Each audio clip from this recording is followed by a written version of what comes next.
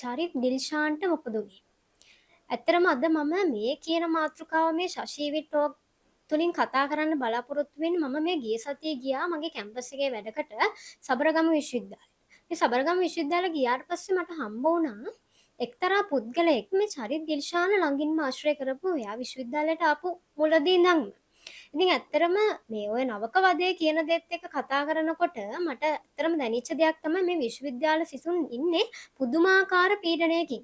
ඒ හින්දාම තමයි මට අද ඕන උනේ මමත් විශ්වවිද්‍යාල සිසුවියක් විදිහට මේ විශ්වවිද්‍යාල සිසුන්ට තියෙන පීඩනය ගැන කතා කරන්න. ඒක නවක වදයක පීඩනය විතරක්ම නෙමෙයි. ඇකඩමික් මට්ටමින් ගත්තත් ඒගොල්ලන්ට තියෙන ලොකු පීඩනයක්. මට ඕන උනේ මෙන්න මේ කියන දේවල් ඕගොල්ලන්ට කියන්න. හේතුව තමයි තරුණ පරපුර රැකගන්න අපිට කරන්න පුළුවන් දේවල් හරිම සීමිතයිනේ. හැබැයි මේ තරුණ පරපුර රැකගන්නවා කියන එක ලේසි වෙන්නේ නැහැ. ඒ අතරේ මේ විශ්වවිද්‍යාල සිසුන් කියලා කියන්නේ අපිට ඉතාම වැදගත් කොට්ටාසයක් වෙනවා. ඉතින් මම මේ හම්බෙච්ච පුද්ගලයෙක්ගෙන් ඇහුවාම ඇත්තටම චරිත් නැති වෙන්න හේතුව මෙන්න මේ කියන නවක වදේද කියලා ඔහු මට මෙන්න මෙහෙම කතාවක් කියනවා. ඔහු මට කියනවා ඔයා දන්නවද චරිත් කියලා කියන්නේ සාමාන්‍ය පවුලක ඉපදුණු හරිම අහිංසක ළමයෙක්. ඒ ළමයා මේ විශ්වවිද්‍යාලයට ආපු ගමන්ම එයාගේ ජීවිතේ නැති කරගන්න හේතුව එයාට තිබුණේ නැහැ. චරිත් හිටියේ හරිම සතුටින්.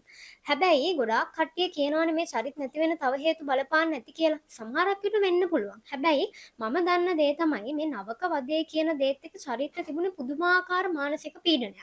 ඒකට හේතුව තමයි එතන ගැහැණු පිරිමි බර්ධයකින් තොරව මේ චරිත දීපු පීඩනයත් එක්ක එයා හිටියේ එයාගේ ජීවිතේ පුදුමාකාර කලකිරීමකින්.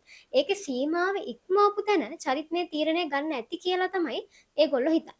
හැබැයි තාමත් අධිකරණයට හිතා ගන්න බෑ මේ චරිත්ගේ මරණයට හේතුව මොකක්ද කියලා. ඒක අදටත් අභිරහසක්. චරිත් කියන කෙනාව අත්හැරියොත් අපි මීට කලින් දන්නවා කිහිප දෙනෙක්ම මේ විශ්වවිද්‍යාලවල තියෙන නවක වදේ කියන දේ නිසා ඒගොල්ලන්ගේ ජීවිතය නැති කරගත්තා. බලන්නේ නවක වදේ කියන තැනම කොච්චරනම් ඒ නමේම එපා වීමක් තියනවද කියලා. නවකීන්ට දෙන වදයක්. මේ නවකයෝ පිළිගන්නවා කියන එක වෙනුවට ඒගොල්ලෝ මේ නවකීන්ට දෙන්නේ වදයක්. ඇයි මෙහෙම කරන්නේ? ඒකට හේතුව තමයි එක එක පුද්ගලයන්ගේ තියෙන විවිධාකාර මානසික මට්ටම මේකට හේතු වෙලා තියෙනවා. විශ්වවිද්‍යාලයට අලුතෙන් එන සිසුන් විශ්වවිද්‍යාලවල ඉන්න කලින් දැච්චල සිසුන්ගේ මානසික සතුට වෙනුවෙන් ගොදුරක් බවට පත් වෙලා තියෙනවා.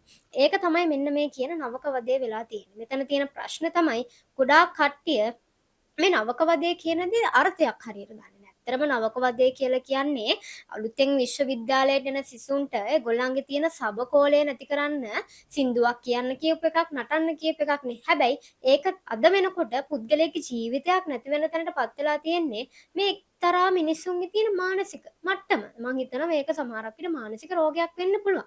හැම පුද්ගලයාම මෙහෙම කරන්නෙත් නැහැ. හැම පුද්ගලයාම තමන්ගේ මානසික මට්ටමින් වටලා එයාලගේ ජීවිතය නැති කරගන්නෙත් නැහැ. ඒක එක්තරා විදිහක ගොදුරක්. මට කියන්න ඕනේ දේ තමයි නිසි බලධාරීන් ඉන්නවනම් මේ රටේ මේ විශ්වවිද්‍යාලයකට හොඳට ඉගෙනගෙන විභාග පාස් වෙලා තමන්ගේ ජීවිත ජය ගන්න එන මේ විශ්වවිද්‍යාල ගමනට එන මේ සිසුන්ව රැකගන්න ඇයි බැරි? ඒකට නිසි ක්‍රියාමාර්ග ගන්න ඕනේ. නවක වදේ කියන දේ සීමා සහිත කරන්න ඕනේ. සීමාවකට ඒක ගෙනියන්න ඕනේ.